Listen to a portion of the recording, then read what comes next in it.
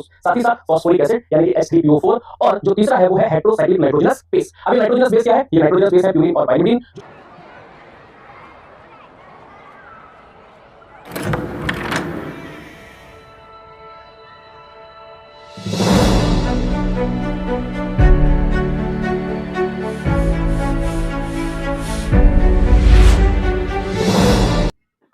Hello student, welcome back to my YouTube channel the biology academy. तो last lecture में हमने polysaccharides को complete किया था। अगर आपका वो लेक्चर मिस हो गया है तो लिंक डिस्क्रिप्शन बॉक्स में है, जाके देख सकते हैं। आज के लेक्चर में हम लोग बात करने वाले हैं बहुत ही इंपॉर्टेंट टॉपिक के बारे में, यानी कि न्यूक्लिक एसिड के बारे में। वही बात करते हैं न्यूक्लिक एसिड। पहला पॉइंट है they are bio macro molecules. बच्चों, आप जानते हो कि बायोमोलिक्यूल्स एक तो बायो मैक्रो मॉलिक्यूल्स होते हैं और बायो माइक्रो मॉलिक्यूल्स होते हैं। तो ये कैसे हैं बच्चों? ये बायो मैक्रो मॉलिक्यूल्स हैं, यानी कि ये कॉम्प्लेक्स कंपाउंड है। ये क्या है? कॉम्प्लेक्स कंपाउंड्स हैं। और अगर ये कॉम्प्लेक्स कंपाउंड है तो ये बार बार बताने की अब जरूरत नहीं है कि ये एसिड इनसॉल्युबल पूल्स में आते हैं। Found in acid insoluble pool या फिर फ्रैक्शन। ओके, तो ये किस में आते हैं? एसिड इनसॉल्युबल पूल में आते हैं। ये बात भी इंपॉर्टेंट है। अगर हम लोग थोड़ा सा हिस्टोरिकल बैकग्राउंड देखें तो सबसे पहले न्यूक्लिक एसिड की डिस्कवरी की थी तो साइंटिस्ट थे, उनका नाम था फ्रेडरिक मिशर। क्या नाम था? Friedrich Miescher. फ्रेडरिक मिशर एक दिन 1869 को अपने लैब में काम कर रहे थे और लैब में काम कर रहे थे पस सेल्स पे काम कर रहे थे। और उन्होंने देखा कि एक सेल में या पस सेल में जो न्यूक्लियस है उसके अंदर कोई एक सब्सटेंस है, कोई एसिडिक सब्सटेंस है। और चूंकि ये जो सब्सटेंस है ये न्यूक्लियस के अंदर प्रेजेंट है, फ्रेडरिक मिशर ने इसको बोल दिया, नाम दिया बेटा, इसको नाम दिया न्यूक्लिन। नाम क्या दिया? न्यूक्लिन। तो सबसे पहले न्यूक्लिक एसिड को डिस्कवर किसने किया था? फ्रेडरिक मिशर ने किया था। किसमें? पस सेल्स के न्यूक्लियस में किया था। और चूंकि यहां पे इन्होंने न्यूक्लियस में इसको देखा इसलिए इसका नाम दे दिया न्यूक्लिन। लेकिन बाद में इसी न्यूक्लिक एसिड को टर्म दिया न्यूक्लिक एसिड। और न्यूक्लिक एसिड टर्म देने वाले कौन थे बच्चों? उनका नाम था एल्टमान। शक्तिमान के छोटे भाई एल्टमान था इनका नाम। तो एल्टमान ने न्यूक्लिक एसिड टर्म दिया और न्यूक्लिन टर्म दिया किसने? फ्रेडरिक मिशर ने। साथ ही साथ न्यूक्लिक एसिड या न्यूक्लिन को सबसे पहले डिस्कवर भी किसने किया? फ्रेडरिक मिशर ने किया। करेक्ट। अब अगर हम लोग बात करते हैं कि ये जो न्यूक्लिक एसिड है बच्चों, ये दो टाइप के होते हैं। आज आप लोग जानते हैं कि न्यूक्लिक एसिड कितने टाइप के होते हैं? दो टाइप के होते हैं। एक तो होता है डीएनए और एक होता है बच्चों आरएनए। राइट। तो एक न्यूक्लिक एसिड क्या है? डीएनए। और एक क्या है? आरएनए। अगर हम लोग बात करें कि जो टर्म है डीएनए, ये टर्म डीएनए किसने दिया? तो टर्म डीएनए दिया था ज़कैरियस ने। ठीक है ना? जो टर्म डीएनए था वो किसने दिया था? ज़कैरियस ने दिया था। यह ध्यान रखने वाली बात है। और अगर हम लोग बात करें टर्म आरएनए बच्चों किसने दिया? तो टर्म आरएनए किसने दिया था? टर्म आरएनए दिया था वॉल्टर गिलबर्ट ने। ठीक है ना? तो वॉल्टर गिलबर्ट ने क्या दिया? टर्म आरएनए दिया। जबकि ज़कैरियस ने डीएनए टर्म दिया। और न्यूक्लिक एसिड टर्म किसने दिया? आल्टमान ने दिया। और सबसे पहले न्यूक्लिन टर्म किसने दिया? Friedrich Miescher. तथा न्यूक्लिक एसिड को सबसे पहले डिस्कवर भी किसने किया था? फ्रेडरिक मिशर ने किया था। अगर हम लोग बात करते हैं कि भाई अब तो हमें यह पता चल गया कि जो डीएनए है और जो आरएनए है ये दोनों ही न्यूक्लिक एसिड होते हैं, यानी कि nucleic acid equals to DNA and RNA. तो यार ये न्यूक्लिक एसिड किन किन केमिकल से मिलकर बने हैं, तो वो बच्चों केमिकल्स एक बार देख लेते हैं। चाहे डीएनए हो चाहे आरएनए हो, 3 केमिकल से मिलकर बना है। पहला है बच्चों नाइट्रोजनस बेस। नाइट्रोजनस बेस ये कॉमन है, ये डीएनए में भी कॉमन है और आरएनए में भी कॉमन है, नाइट्रोजनस बेस। दूसरा है बच्चों पेंटोज शुगर, पेंटोज शुगर। और तीसरा है बच्चों, तीसरा क्या है, फॉस्फोरिक एसिड यानी कि H3PO4। तो चाहे डीएनए हो चाहे आरएनए हो, किससे मिलकर बना है, नाइट्रोजनस बेस, पेंटोज शुगर और फॉस्फोरिक एसिड। अब बिल्कुल एग्जैक्ट ये सारी चीजें सेम नहीं है, इनमें थोड़ा बहुत डिफरेंस है, तभी ना डीएनए और आरएनए में डिफरेंस है। लेकिन मोटे मोटे तौर पे अगर समझा जाए तो भैया डीएनए और आरएनए यानी कि nucleic acid, nitrogenous base, pentose sugar और फॉस्फोरिक एसिड से मिलकर बना है। चलिए आगे की बात करते हैं हम लोग। बच्चों डिस्कशन को आगे बढ़ाते हैं। अभी मैंने आपसे कहा कि डीएनए एंड आरएनए में का जो फॉर्मेशन है वो कुछ केमिकल से मिलकर हुआ है, और उसमें सबसे पहले हम लोग पढ़ने वाले हैं पेंटोज शुगर। Pentose sugar. और ये जो पेंटोज शुगर है बेटा, ये कौन सी है, यहां पे ये पेंटोज का मतलब क्या हुआ, 5 कार्बन। तो 5 कार्बन कंटेनिंग शुगर है पेंटोज शुगर, जिसका नाम है ribose and deoxyribose. Deoxyribose, ribose and deoxyribose. Ribose बच्चों किसकी शुगर है, आरएनए की। यानी कि जब हम आरएनए का स्ट्रक्चर बनाते हैं तो जो वहां पे शुगर प्रेजेंट है वो कौन सी है, राइबोज शुगर। और जब हम डीएनए का स्ट्रक्चर बनाते हैं तो जो वहां पे जो पेंटोज शुगर प्रेजेंट है वो कौन सी है, डीऑक्सीराइबोज शुगर। अब ये राइबोज शुगर और डीऑक्सीराइबोज शुगर में क्या डिफरेंसेस है, वैसे तो ये आपको पता ही होगा, नहीं पता है तो देखिए इधर। जैसे ये एक पेंटोज शुगर है, और जो ये पेंटोज शुगर है बच्चों, इसका नाम है राइबोज। ये एक राइबोज पेंटोज शुगर है। यहां पे देखो कार्बन नंबर 1 2 3 4 एंड 5। तो 5 कार्बन कंटेनिंग शुगर है, पेंटोज शुगर है, इसका नाम बच्चों क्या है, राइबोज। अगर हम लोग सेकंड कार्बन से या तो O हटा दें, ऐसा बोल दो, या बोल दो कि OH हटाकर H लगा दें, तो यार यहां से अगर OH हट जाएगा H लग जाएगा, तो बात क्या है कि यहां से O हट गया H बचा रह गया। तो यहां पे देखो, अगर हम सेकंड कार्बन से एक ऑक्सीजन को रिमूव कर दें तो हमारी इस शुगर की शक्ल कुछ ऐसी हो जाएगी। कुछ इसकी शक्ल कैसी है, इस तरह से हो जाएगी, और इसको हम बोलने लगते हैं अब डीऑक्सीराइबोज शुगर, यानी कि ऑक्सीजन का रिमूव करने के बाद ये पेंटोज शुगर बनी जिसमें ऑक्सीजन की कमी है, ठीक है ना। इसको हम बोलते हैं डीऑक्सीराइबोज शुगर। और ये वाली जो डीऑक्सीराइबोज शुगर है, ये जो शुगर है ये किसमें प्रेजेंट होती है, डीएनए में, और ये जो शुगर है राइबोज शुगर किसमें प्रेजेंट होती है, आरएनए में। तो ये वाली शुगर किसकी है, आरएनए की है, और ये वाली शुगर किसकी है बच्चों, डीएनए की है। तो देखो पेंटोज शुगर दोनों में प्रेजेंट है, डीएनए में भी प्रेजेंट है, आरएनए में भी प्रेजेंट है, लेकिन जो पेंटोज शुगर आरएनए में प्रेजेंट है वो है राइबोज शुगर, और जो पेंटोज शुगर डीएनए में प्रेजेंट है वो है डीऑक्सीराइबोज शुगर। ओके, जो नेक्स्ट केमिकल है बच्चों वो है फॉस्फोरिक एसिड। फॉस्फोरिक एसिड बोले तो H3PO4, ये फॉस्फोरिक एसिड है। और आप जानते हो कि यहां पे सेंट्रल एटम क्या है, P। तो देखो ये है फॉस्फोरिक एसिड, ये क्या है बच्चों, फॉस्फोरिक एसिड। तो चाहे डीएनए हो चाहे आरएनए हो, वहां पे क्या प्रेजेंट है, फॉस्फोरिक एसिड है। देखो एक P, 1 2 3 H और 4 O, 1 2 3 4 O। तो ये क्या है बच्चों, ये है फॉस्फोरिक एसिड।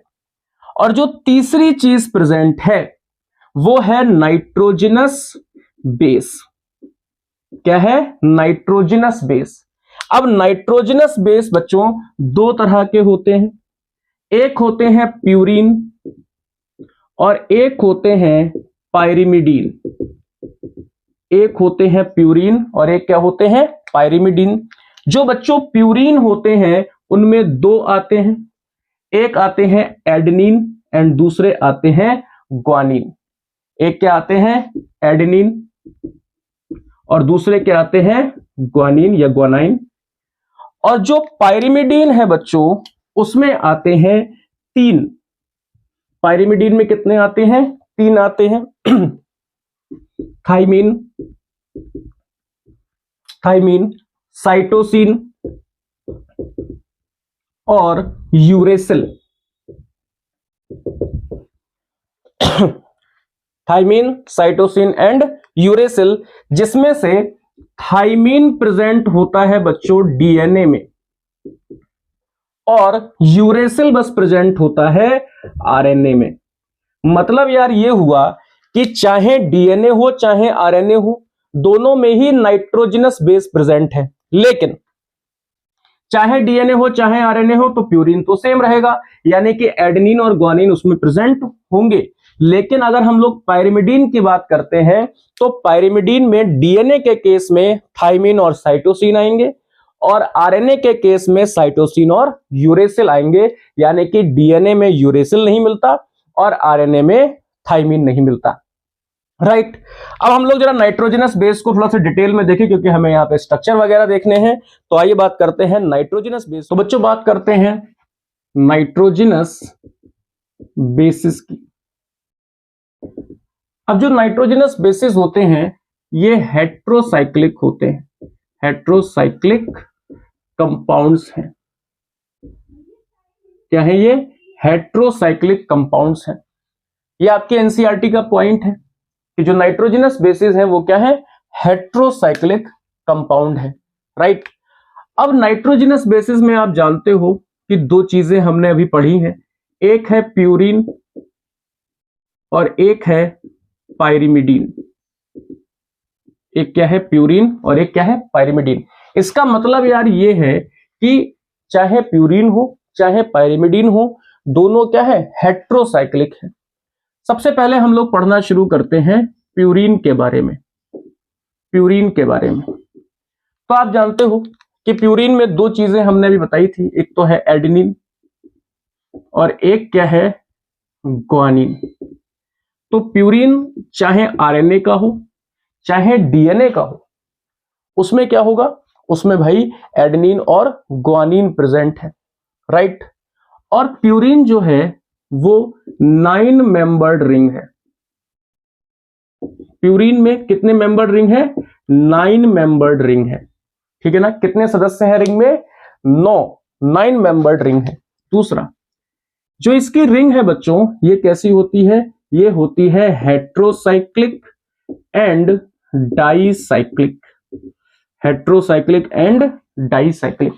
सर हेट्रोसाइक्लिक और डाइसाइक्लिक का मतलब क्या है? यहां पे भी आपने हेट्रोसाइक्लिक कंपाउंड लिखा है। तो हेट्रोसाइक्लिक का मतलब है कि जो इसकी रिंग है इसमें दो तरह के मेंबर हैं। मतलब रिंग कितने हैं? 2 मेंबर्ड रिंग है। 9 मेंबर है नंबर में और कितने टाइप के हैं? 2 टाइप के हैं, एक तो है कार्बन और एक है नाइट्रोजन। यानी कि जो इसकी रिंग है उसमें 9 मेंबर हैं, लेकिन वो कितने टाइप के हैं? 2 टाइप के। क्या है? Carbon and nitrogen. जिसमें से 5 तो कार्बन है, 5 तो कार्बन है और 4 नाइट्रोजन है। तो 5 और 4 9 मेंबर्ड रिंग। दूसरा इसमें कितनी रिंग प्रेजेंट है? 2 रिंग्स प्रेजेंट है, इसलिए ये कैसा हुआ? डाइसाइक्लिक हुआ। जैसे अगर हम लोग बात करें कि जैसे एक ये रिंग है तो ये तो आपको बिल्कुल नॉर्मल बेंजीन की तरह दिख रही होगी और साथ ही साथ इससे जुड़ी हुई एक और रिंग प्रेजेंट होती है प्यूरीन के केस में, और इस रिंग को हम बोलते हैं इमिडाजोल रिंग। इमिडाजोल रिंग क्या बोलते हैं? इमिडाजोल रिंग बोलते हैं। अब ये 9 मेंबर्ड रिंग है, यानी कि यहां से देख लीजिए, यह है कार्बन नंबर 1 2 3 4 5 6 7 8 9, ये 9 मेंबर्ड रिंग है। लेकिन यहां पे 5 कार्बन है और 4 नाइट्रोजन है। लेकिन अब यहां पे बात यह है कि हम नाइट्रोजन लगाएं कहां। तो बच्चों ये जो नाइट्रोजन है ये किस किस पोजीशन पे है, ये है 1 3 7 और 9th पोजीशन पे, ठीक है ना, 9th पोजीशन पे। तो हमें फर्स्ट नंबर पे क्या लगाना है, नाइट्रोजन लगाना है। और देखो ये रिंग के अंदर है, ध्यान रखना, रिंग के अंदर, इसीलिए हमने यहां पे लिखा है हेट्रोसाइक्लिक। फिर हमें 3rd नंबर पोजीशन पे लगाना है नाइट्रोजन, फिर हमें 7 नंबर पोजीशन पे लगाना है नाइट्रोजन, और फिर हमें 9 नंबर पोजीशन पे लगाना है नाइट्रोजन। क्लियर? तो अभी हमारे सामने ये क्या बन गई है, ये बन गई है 9 मेंबर्ड रिंग। और ये कितनी रिंग्स हैं, 2, यानी कि डाइसाइक्लिक। और यहां पे 2 तरह के मेंबर हैं, इसलिए हेट्रोसाइक्लिक। 9th नंबर का जो नाइट्रोजन है ये अटैच होता है शुगर से। ये भी एक बहुत इंपॉर्टेंट पॉइंट है। आप जानते हो कि यहां पे जब हम डीएनए का स्ट्रक्चर बनाते हैं या आरएनए का स्ट्रक्चर बनाते हैं तो शुगर से अटैच होता है नाइट्रोजनस बेस। और नाइट्रोजनस बेस शुगर से जब अटैच होगा तो कैसे अटैच होगा, यही 9th नंबर का नाइट्रोजन जाके शुगर से अटैच होगा। ओके, तो ये कैसी पोजीशन है, ये है 9th पोजीशन। अब सर यहां पे 2 स्ट्रक्चर बनाने हैं हमको, एडेनिन और ग्वानिन। तो वो कैसे बनाए, तो बहुत सिंपल है। देखो जैसा हमको ये रिंग है ना, बिल्कुल वैसा यहां पे एक रिंग बना दीजिए आप। ठीक इस तरीके से हमने रिंग बना दिया। ये बच्चों एग्जाम में आ सकता है, आपको याद करना पड़ेगा। N N N NH और ये हमारा रिंग बन गया। ठीक, अब देखो ये है पोजीशन नंबर 1 2 3 4 5 6 7 8 9। हमें 6 नंबर पोजीशन पे क्या लगाना है, अमाइनो ग्रुप लगाना है, यानी कि NH2। तो हम इसे क्या पढ़ेंगे, हम पढ़ेंगे 6 अमाइनो और किसकी रिंग है, प्यूरीन की, 6 अमाइनो प्यूरीन। और 6 अमाइनो प्यूरीन को बच्चों हम कहते हैं एडेनिन। क्या बोलते हैं, एडेनिन। इतना सा सिंपल है। तो 6 अमाइनो प्यूरीन का मतलब क्या है, एडेनिन। ये है एडेनिन का स्ट्रक्चर। तो व्हाट अबाउट ग्वानिन, तो बच्चों कुछ नहीं करना है, बस हमें यहां पे थोड़ा सा चेंज करना है। राइट, हमें क्या करना है कि 6th पोजीशन पे तो हमें O लगा देना है। 6th पोजीशन पे हमको क्या लगा देना है, O लगा देना है। और 2nd पोजीशन पे हमको NH2 लगा देना है। बिल्कुल सेम है भैया, यहां पे 6th पोजीशन पे हमको O लगाना है और 2nd पोजीशन पे हमको क्या लगाना है, NH2 लगाना है। तब हमारा स्ट्रक्चर बन जाएगा ग्वानिन का। आइए करके देखते हैं। ये क्या बना, ये देखो यहां पे 6 नंबर पे है क्या, अमाइनो, और 6 नंबर पे है ऑक्सो, ऑक्सीजन है, और 2nd नंबर पे है अमाइनो। अगर हम IUPAC के रूल के हिसाब से देखें तो देखो अमाइनो पहले आता है, ए पहले आता है, तो हमें लिखना पड़ेगा 2 amino 6 oxo purine, 2 amino 6 oxo purine, या फिर इसको हम बोल सकते हैं ग्वानिन। क्या बोल सकते हैं, guanine.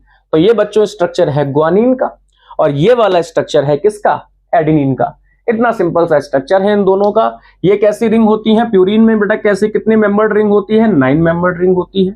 5 carbon 4 nitrogen, heterocyclic compound है क्योंकि यहाँ पे जो रिंग फॉर्म है वो कार्बन और नाइट्रोजन से मिलकर बनी है। और कितनी रिंग है, 2 रिंग है। राइट, तो ये हमारा स्ट्रक्चर है। हम लोग बात करते हैं पाइरिमिडीन की। तो बच्चों बात करते हैं हम लोग पाइरिमिडीन की, और पाइरिमिडीन भी बच्चों हेट्रोसाइक्लिक एंड मोनोसाइक्लिक है। क्या है, मोनोसाइक्लिक। तो हेट्रोसाइक्लिक तो बच्चों दोनों ही हैं क्योंकि यहां पे हेट्रोसाइक्लिक कंपाउंड है, क्योंकि यहाँ पे जो रिंग है उसमें दो तरह के मेंबर हैं, एक है कार्बन और दूसरा क्या है, नाइट्रोजन। लेकिन यहाँ पे सिंगल रिंग है, यहाँ पे सिंगल रिंग है, जबकि हमने जो बात की थी किसमें, प्यूरिन में, तो वहां पे डाइसाइक्लिक थी, ध्यान रखना। अब जो पाइरिमिडीन है इसमें सिक्स मेंबर्ड रिंग होती है, ठीक है ना। कितने मेंबर्ड रिंग होती है, 6, जिसमें से 4 कार्बन होते हैं और 2 नाइट्रोजन होते हैं। और जो ये नाइट्रोजन है ये कौन कौन सी पोजीशन पे है, ये है फर्स्ट पोजीशन पे और ये है थर्ड पोजीशन पे, फर्स्ट एंड थर्ड पोजीशन पे। जिसमें से जो फर्स्ट पोजीशन वाला नाइट्रोजन होता है ये अटैच होता है विद शुगर, ये शुगर के साथ क्या हो जाता है, अटैच हो जाता है, राइट।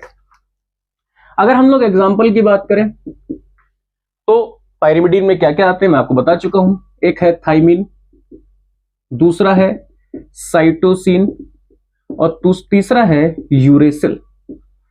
जिसमें थाइमिन और साइटोसिन किसमें है, डीएनए में प्रेजेंट है, और साइटोसिन और यूरेसिल किसमें है, आरएनए में प्रेजेंट है। किसमें प्रेजेंट है, आरएनए में प्रेजेंट है। तो ये तरह का कुछ हमारा प्यूरिन से क्या थोड़ा सा डिफरेंट है पाइरिमिडीन। अब अगर हम लोग बात करते हैं स्ट्रक्चर की, तो देखो हमने नॉर्मली यहां पे बेंजीन रिंग बना दी, राइट। अब देखो ये है कार्बन नंबर 1 2 3 4 5 6। तो फर्स्ट नंबर पोजीशन पे यहां पे नाइट्रोजन है NH, और थर्ड नंबर पोजीशन पे यहां पे नाइट्रोजन है NH, ठीक है भैया। तो देखो ये है फर्स्ट, सेकंड, ये third number, fourth, fifth, sixth number position. अब हमें क्या बनाना है, सपोज हमें यूरेसिल बनाना है। तो यूरेसिल बनाने के लिए हमें क्या करना है, देखो बहुत आसान है। यूरेसिल बनाने के लिए हमें सेकंड नंबर पे O लगा देना है और फोर्थ नंबर पे भी हमें क्या लगा देना है, O लगा देना है, ठीक। अब ये क्या हो गया, ये हो गया 2,4 डाई ऑक्सो पाइरिमिडीन, 2,4 अरे 2,4 डाई, यानी कि दोनों जगह ऑक्सो लगा है, और ये क्या है, पाइरिमिडीन, जिसको हम बोल सकते हैं यूरेसिल। तो ये यूरेसिल का दूसरा नाम है 2,4 डाई ऑक्सो पाइरिमिडीन, क्लियर।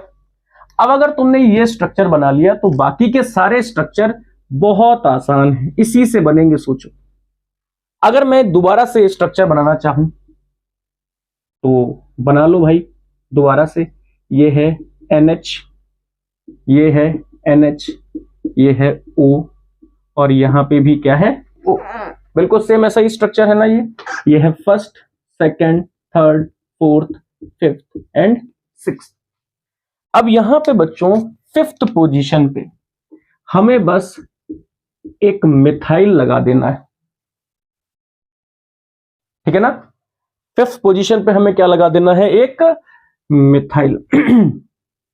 तो देखो M पहले आता है कि O पहले आता है, तो M पहले आता है, तो 5 मिथाइल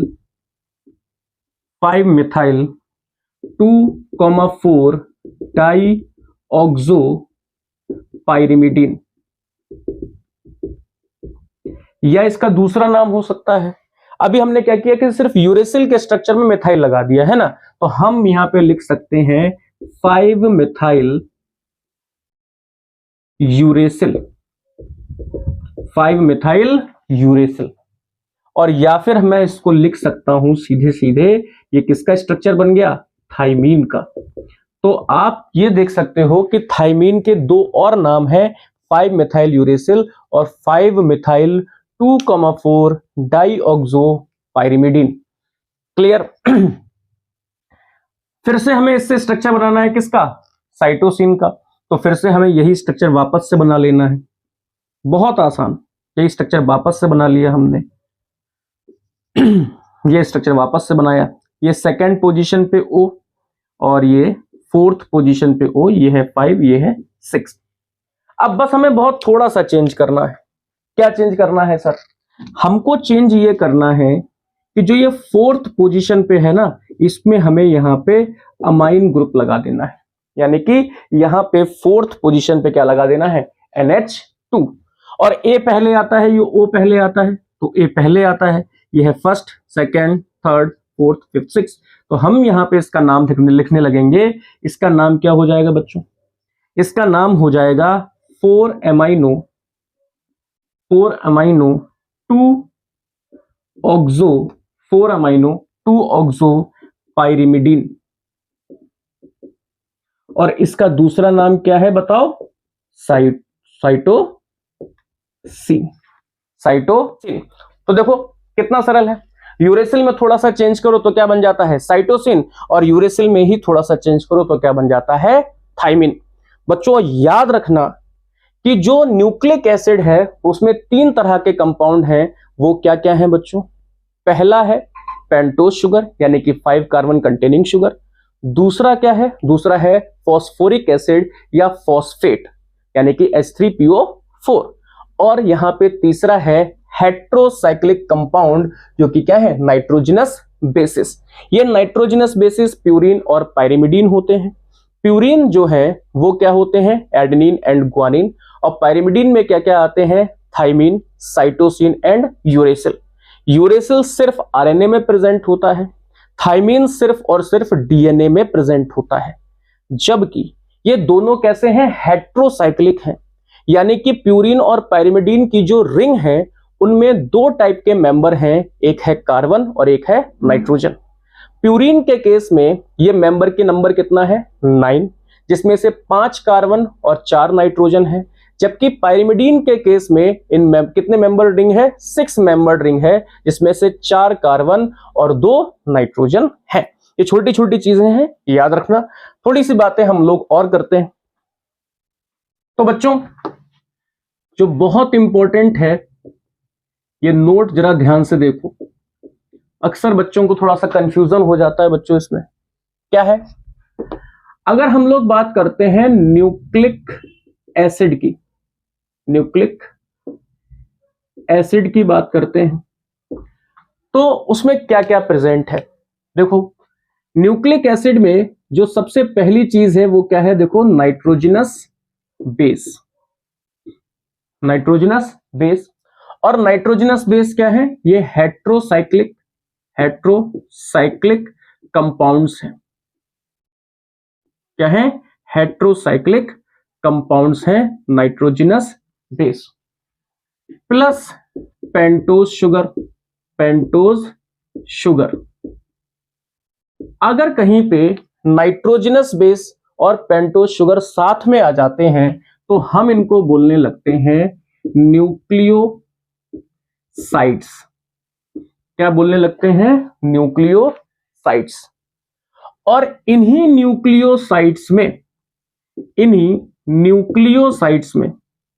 न्यूक्लियोसाइड्स में अगर फॉस्फोरिक एसिड या फिर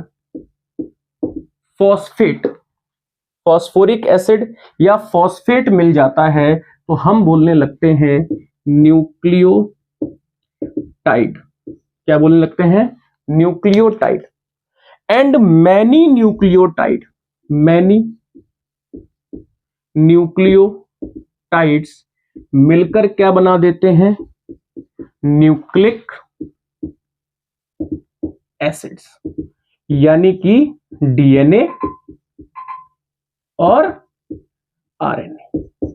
ठीक है, तो ये चीज बच्चों ध्यान रखना कि नाइट्रोजनस बेस और पेंटोज शुगर मिलकर क्या बना देते हैं, न्यूक्लियोसाइड्स।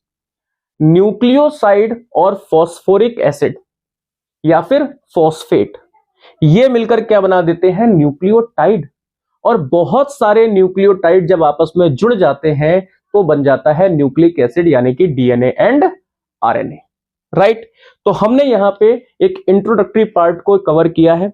नेक्स्ट लेक्चर में हम लोग इसके आगे की बात करेंगे। तब तक के लिए stay safe and stay healthy. जय हिंद।